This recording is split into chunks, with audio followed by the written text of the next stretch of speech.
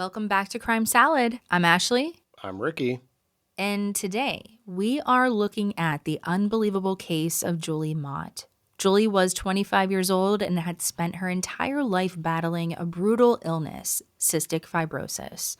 She was diagnosed at just 2 years old, and at the time, doctors were convinced she wouldn't live past the age of 3. But she did, and she completely defied the odds. She really did. Sadly, she did pass away from the disease at the age of 25, but she fought incredibly hard for those extra years. When she was first diagnosed back around 1991, medical treatments were still relatively primitive. And as the years went by, the medical techniques advanced, but there was never a definitive cure. For Julie's entire life, her treatments were really just about managing the symptoms and fighting for time. To put it simply, for Julie's entire life, there was no way to actually fix cystic fibrosis at the root. Doctors were basically at a point in time where they could only temporarily lessen the symptoms. It was this constant daily battle and process just to keep her lungs clear and functioning. The reason doctors gave her parents that devastating timeline, saying she wouldn't live past 3, is probably because her specific case was incredibly severe right from the start, and the ways of treatment that she would soon have were so new. It just really shows how fiercely she and her family fought every single day with her treatments just to keep her alive. And also, we have to point out, it just so happened to be around the time Julie was a child, new procedural treatments were hitting the market. So she and her family were taking advantage of that, and they were able to fight back and give her another 23 years. One of the number of treatments Julie would do would be to wear a vest that would physically shake the mucus loose. So basically, CF creates this thick, sticky mucus that builds up in the lungs and acts like glue trapping bacteria. So this vest has hoses that connected to an air compressor, and it rapidly inflates and deflates the garment. And these rapid air pulses create vibrations across the chest wall, which helps loosen and clear thick, sticky mucus from the lungs of patients with CF, COPD, or other respiratory conditions. Right. And this became a standard piece of at home equipment starting around the mid to late 1990s. But before the vest, parents literally had to cup their hands and physically pound on their child's chest and back for hours every single day just to manually knock the mucus loose. And as a parent, like how awful would that be? Yeah, it wouldn't be a good sight. So this inflatable vest that we know today, it was actually invented in the late 1980s by a pediatrician in Minnesota. On top of that, because the trapped mucus is a breeding ground for bacteria, CF patients in this era fought near constant life-threatening lung infections.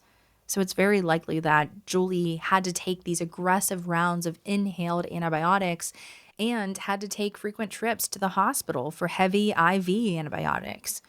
And CF doesn't just affect the lungs. The mucus can block the pancreas from releasing digestive enzymes.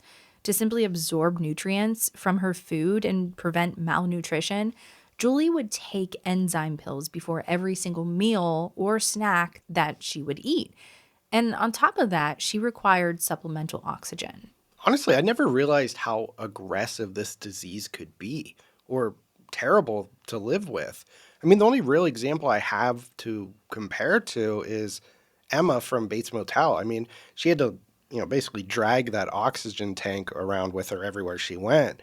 But, I've really never known anybody with it or realized how terrible it is. Yeah, it seems very severe and almost like hard to do normal things. But she really didn't let this disease slow her down. She was encouraged by her family to live her life to the fullest and enjoy it as much as she was able to. She graduated from Winston Churchill High School in 2007, and she went on to earn a degree from San Antonio College. And while she was there, she worked on the student newspaper. Then it was called The Ranger. Now it's known as The Sundial. And she did that for 3 years. So she was highly involved in the journalism department at the college, and she would soon graduate with a degree from San Antonio College in Texas. She was vibrant. She loved Stephen King novels. She loved watching The King of Queens, listening to Lil Wayne, and so much more. But more than anything, she had a profound passion for horses.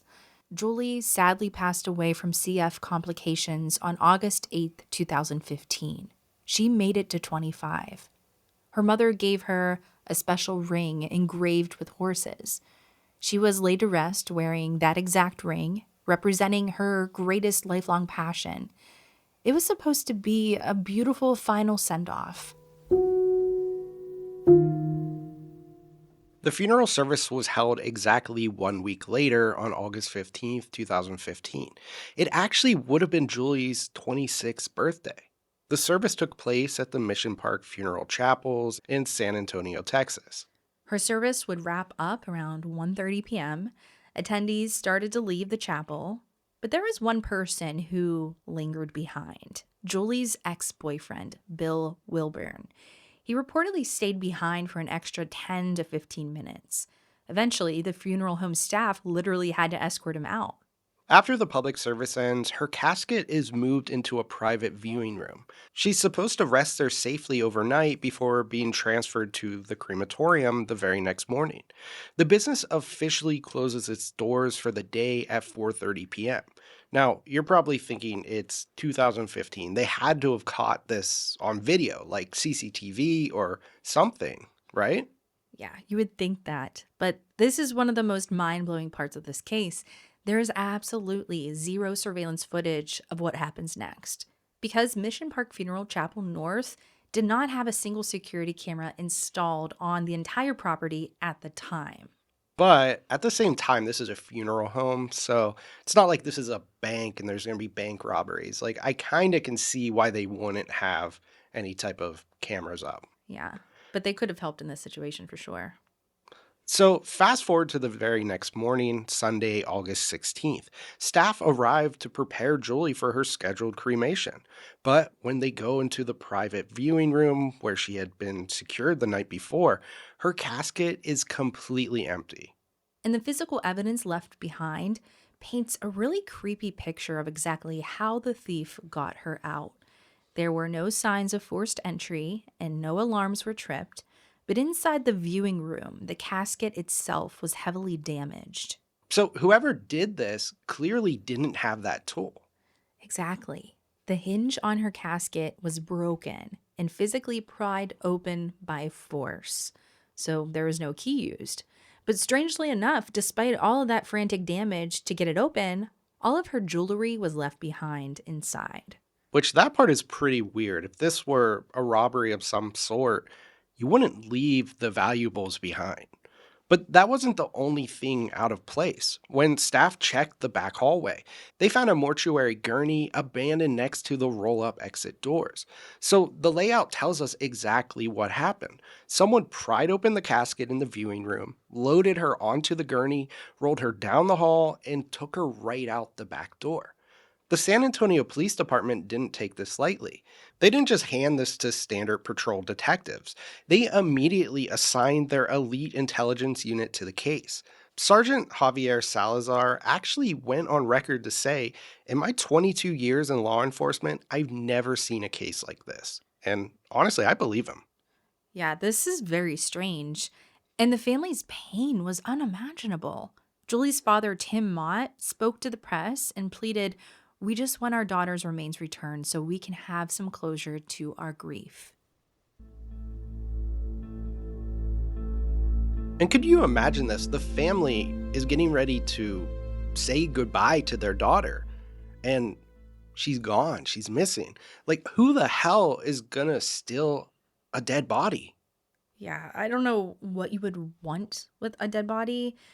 What would the purpose be? I mean, there's so many theories with this case, actually, that we'll talk about, but it just doesn't even make any sense. And it really doesn't. And we'll get into those details. But the most common reasons that you would take a body end up not really being an option. Right. So naturally, the police they look right at the guy who refused to leave the chapel, Bill Wilburn. So let's look into this guy. Why the heck was he just hanging around the funeral home long after the service was over? So he and Julie, they had been broken up for 2 years. Bill claims that the breakup happened because he became infatuated with someone else. But Julie's brother paints a very different picture, alleging the relationship was plagued by emotional and physical abuse. Bill's behavior around the time of her death escalates into pure obsession. So while Julie was lying in the hospital, dying, he allegedly bombards her with unwanted calls.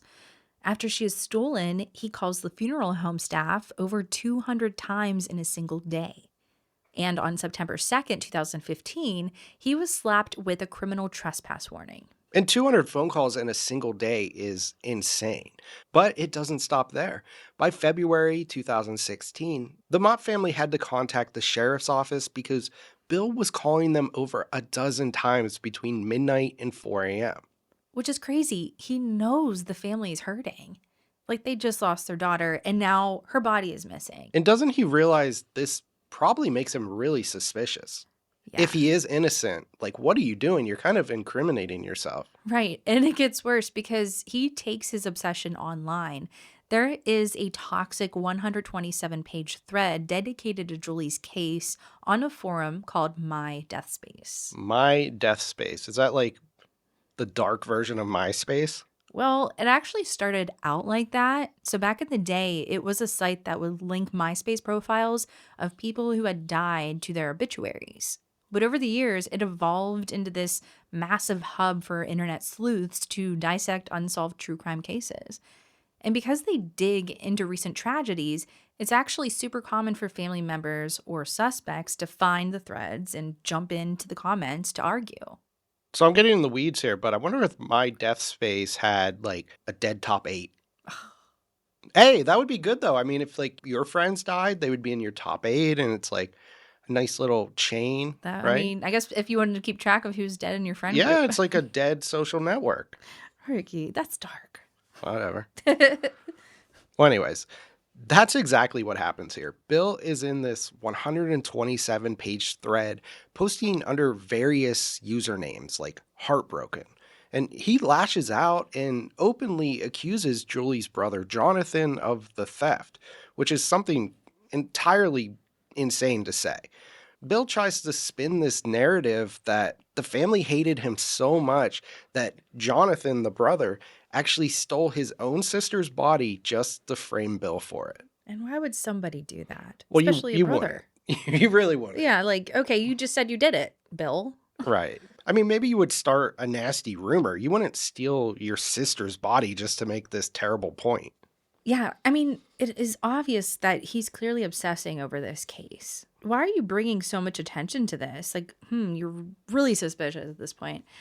But Jonathan, the brother, he doesn't just let him get away with this. He logs into the exact same thread under the handle Heartbroken My Ass. Which I love, honestly. It's like the perfect amount of petty. Yeah, it's like, well, you know what? Here we go. And he just fires right back. He publicly calls out Bill, stating that Julie actually left him because of the emotional and physical abuse. I have to wonder how many people were sitting back on this forum and just like snacking on popcorn, like, oh my God, this is entertaining. Yeah, like this is what I came here for. Insert popcorn eating emoji. Yeah, exactly. Well, Jonathan didn't stop there. So he started obsessing over the jewelry she was wearing, specifically that ring that was on her finger, because Bill kept insisting it was the one he bought her, almost like he was trying to claim her even in death. But Jonathan completely shuts that down, and he tells him straight up, look, my mom didn't have the heart to tell you that it wasn't your ring. She was at her daughter's funeral. And then Jonathan turns the tables completely and points out to the whole forum that the whole funeral staff took a lie detector test and passed, one that Bill refused to even take. And Bill's behavior gets so bad that Mission Park actually installs security cameras specifically for him. And it works. He was actually caught trespassing on camera multiple times in June of 2016 and February of 2017. He was officially charged, ordered to wear a GPS monitor, and a judge even signs off on a warrant forcing him to provide a DNA sample. Which to me, this is crazy because the funeral home didn't have cameras, right? So they install them. Now Bill shows up and he's breaking into the funeral home. What the Like, hell is this guy yeah, doing? that is super telling. What is your purpose of being in that funeral home? I really don't know. And I've wondered this for a long time too. And again, we're going to get into it, but it really doesn't make sense. Like everything is so obvious, like, oh, it's definitely Bill. But at the same time, I don't know.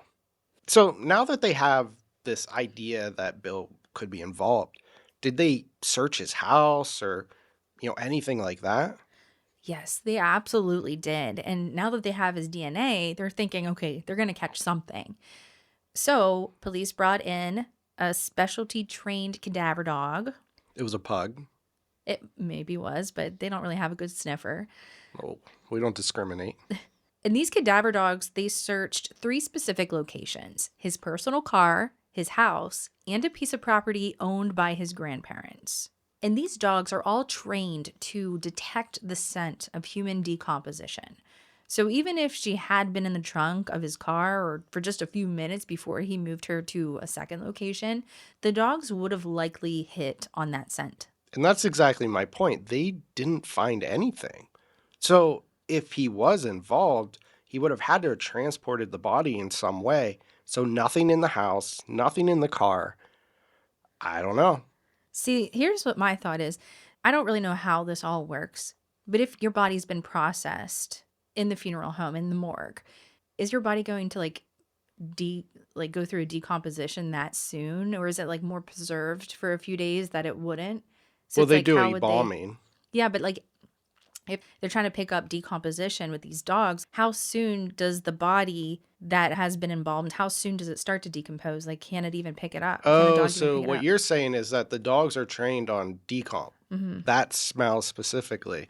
So if they're embalmed, they might not have that smell because this isn't a traditional murder where, a body would be 3 days old or something like that and naturally in decomposition. Yeah.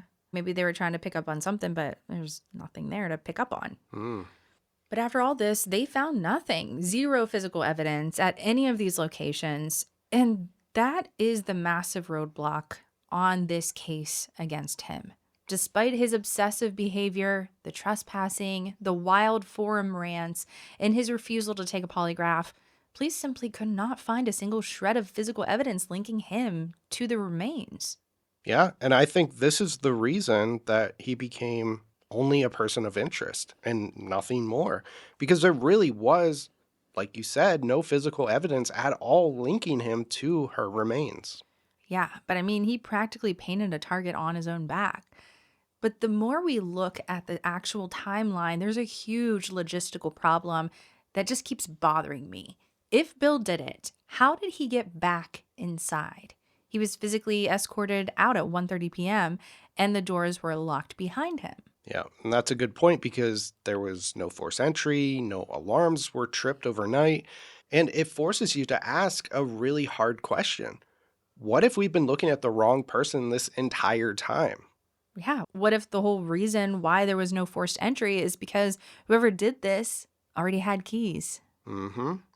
And once you start digging into the corporate history of Mission Park funeral chapels, the idea of an inside job or at least a massive internal cover up suddenly doesn't seem so crazy because it turns out Julie wasn't the first body that they had lost, which is such an insane thing to say out loud. So think about it. There are approximately 3 million funeral homes in the US. Whole body theft is an absolute anomaly. I mean, you hear about property theft or cremated ash mix up, but stealing an entire corpse is virtually unheard of. It should be unheard of, but the owner of Mission Park, Robert Dick Tips, and oh my God, that's going to make this next part really hard, but I'm going to continue, is actually a close Mott family friend and the former employer of Julie's dad, though he fired him about 5 years prior. Dick Tips offers a $20,000 reward for information, but behind the scenes, this business hides a very dark track record. The parent company, MPII Inc., had faced over a dozen lawsuits for breach of contract or damages since 2000. In one horrific case, the Perez case, Mission Park puts the wrong corpse into a man named Jose C. Perez's favorite suit, losing his actual body for hours before finding it at a completely different funeral home. Which I have to say, how does this funeral home stay in business? It had to have been huge news, but maybe everyone didn't hear it. But when picking a funeral home, why would you pick this one? They should have lost their trust. Yeah, especially with the name Dick Tips. I just wouldn't be able to take him seriously. Yeah. And you know what's crazy? Sidebar. It's not even his first name. His first name isn't even Dick. That's his preferred name. He likes to be called Dick Tips. But whatever. So their subcontractor, Buyer and Vital, did the exact same thing to a family of Beatrice Garza, putting the wrong woman in her favorite dress. There are even community rumors of accidental cremations for people who explicitly requested traditional burials. And you can't reverse that. No. And it brings us to the biggest theories of this case. So, theory 1 is the corporate cover up. Given their history of losing bodies, did an employee accidentally cremate Julie early or ruin her remains? After doing so, did they intentionally pry the casket hinge and move the gurney to the back door to stage a break-in, avoiding a catastrophic lawsuit? And honestly, that's what I think happened here. I don't even think Bill was involved. You really don't think so?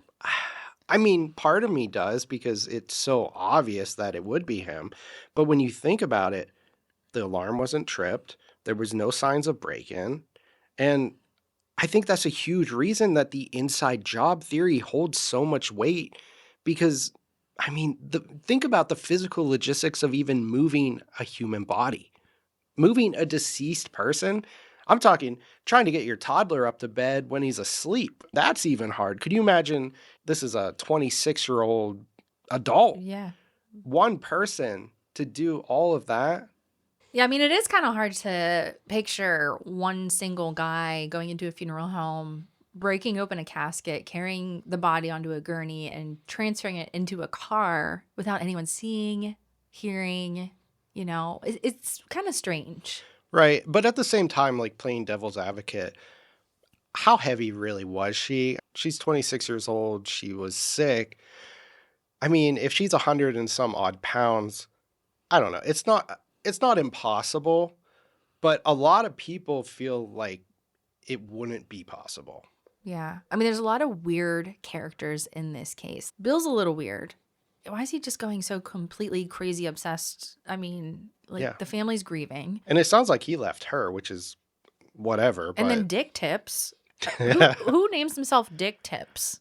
I like beef tips. Okay. Anyway, moving on. So there's theory 2. Let's talk about theory 2. The unmonitored subcontractor loophole. Mission Park publicly denied using subcontractors, but court records provided that Buyer and Vital employees had absolute unrestricted after-hours access. They had exterior keys and the alarm codes to the building. Suspicious. Yes. So there's another question. Why didn't the alarms go off whenever Bill was in them? Did he crawl down the chimney or find a window? Santa Claus. So the list of people who could walk into this building at night without tripping a single alarm is actually massive. It is.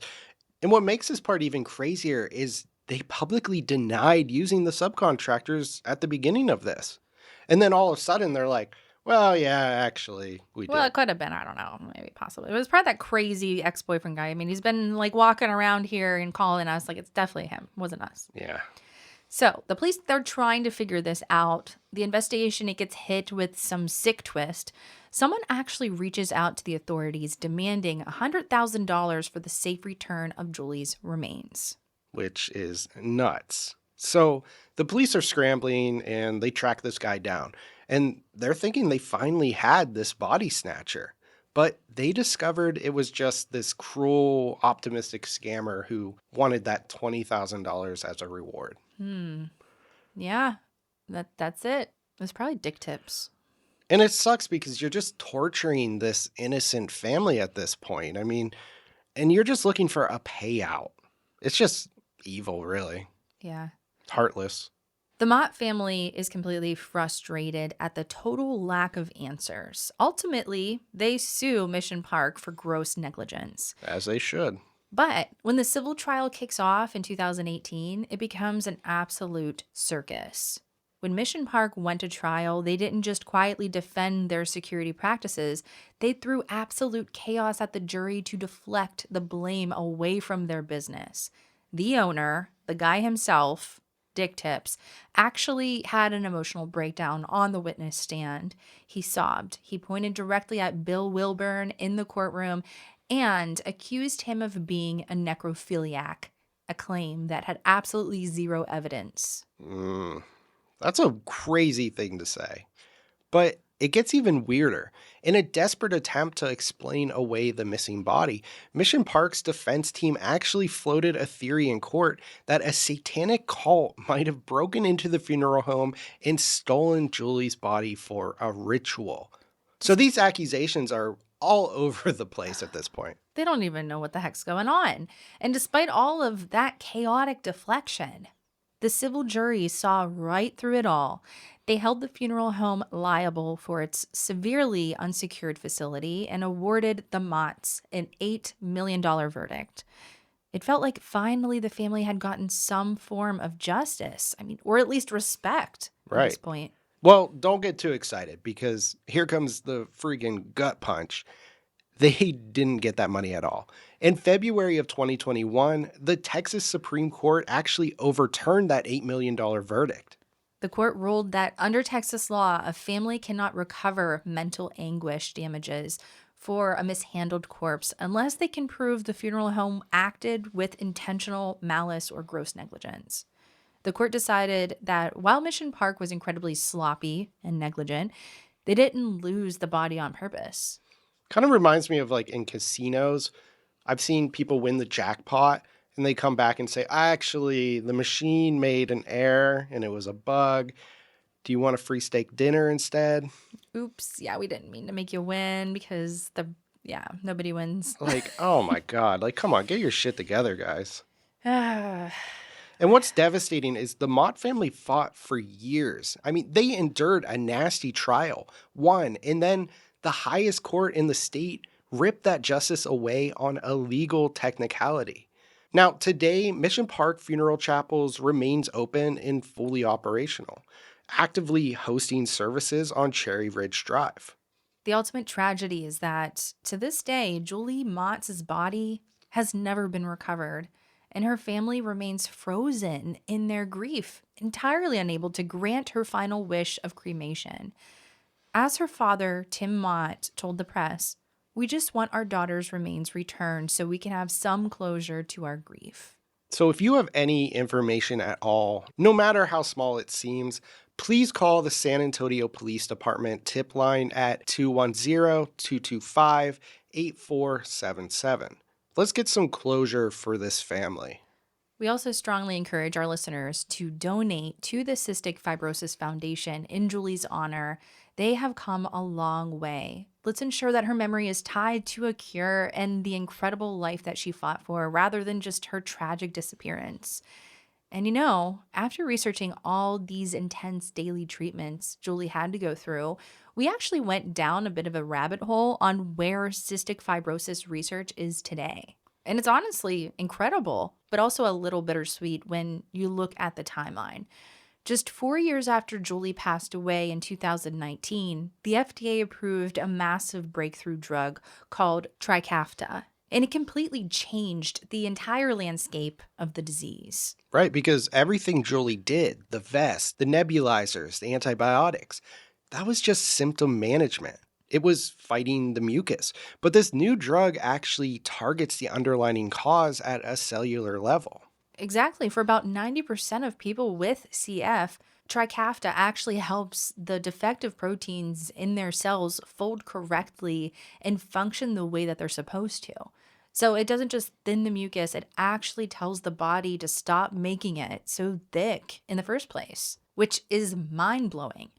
We were reading these incredible stories about people literally being taken off double lung transplant lists within weeks of starting this medication. So it's amazing. And the projected life expectancy for someone born with CF today has jumped from the early 30s way up into their 50s, 60s, and beyond. It's really a modern medical miracle. But scientists aren't stopping there because there is still that 10% of patients whose specific genetic mutations are so rare that they don't respond to Trikafta.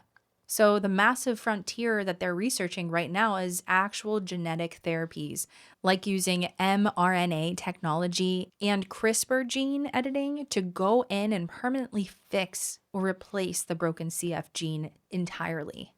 And it really makes you realize how important organizations like this are. They basically funded the exact research that made Trikafta possible. It really makes you think about how close Julie was to seeing that breakthrough and benefiting from it. I mean, it's just another reason why donating in her honor is such a great way to remember her. And that's our story for today. We want to hear from you guys in the comments. What would you have done if you were in this situation? And before we let you go, if you want to hang out with us during the week, make sure to follow us on Instagram or TikTok, or if you hate ads as much as we do, Patreon, patreon.com/crime salad podcast. That's right. Well, thank you all so much for listening to this week's episode. We will see you next week.